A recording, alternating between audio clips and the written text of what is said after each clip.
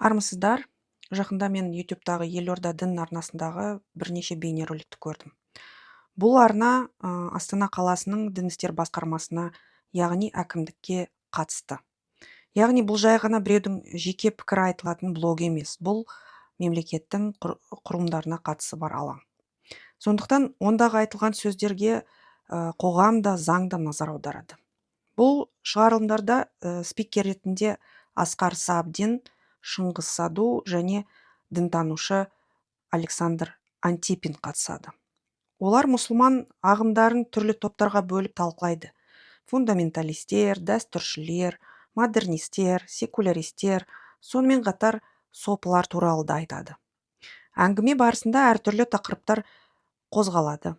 Жазалау мәселелері, полигамия, демократия, хиджаб, әйелдердің қоғамдағы орны.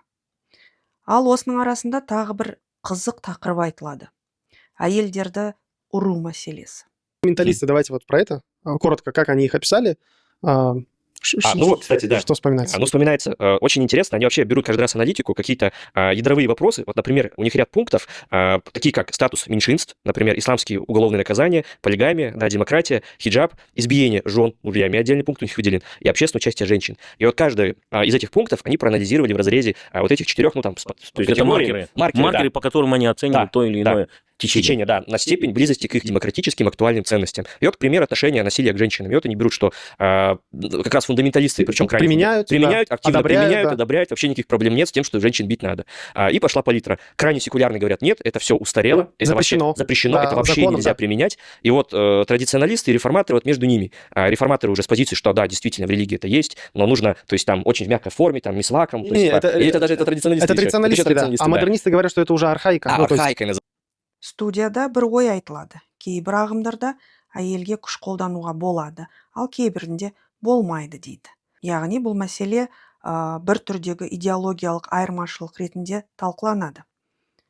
Бір қарағанда ғылыми талқылау сияқты. Бір ағымда болады екен, бір ағымда болмайды екен. Тыңдап отырсаң, адамда бір түрлі ой пайда болады.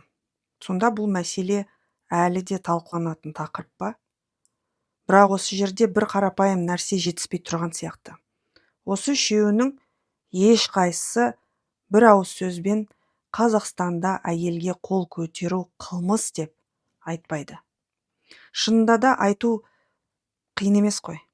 Бір ғана сөйлем, бірақ студияда сол сөйлем айтылмай қалды. Ал 2024 жылы Қазақстан Республикасының президенті Қасым-Жомарт Кемелұлы Тоқаев тұрмыстық зорлық-зомбылық үшін жауапкершілікті күшейтетін заңға қол қойғанын бәріміз білеміз. Сондықтан заң бар жерде тағы бір сұрақ туады. Егер мәселе заңмен анықталған болса, онда неге оны идеологиялық спектрлермен қатар қойып талқылау керек? Біз зайырлы мемлекетте өмір сүріп жатырмыз. Бұл Қазақстан Республикасының Конституциясында анық жазылған. Сондықтан еріксіз тағы бір сұрақ туындайды.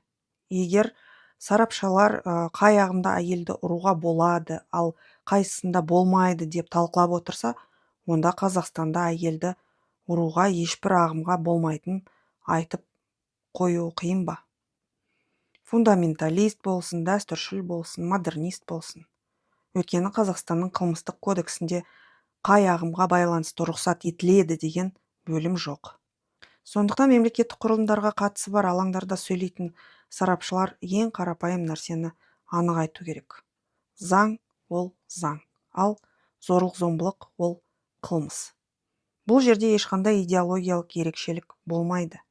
Өйткені мәселе теория туралы емес, мәселе әйелдердің қауіпсіздігі туралы. Және қоғамның осы үшеуіне сенімі туралы. Достар, тақырыптар өте ауқымды болғаннан кейін видеоны бірнеше бөлікке бөлуді жөн көрдім. Келесі видеоны күтіңіз.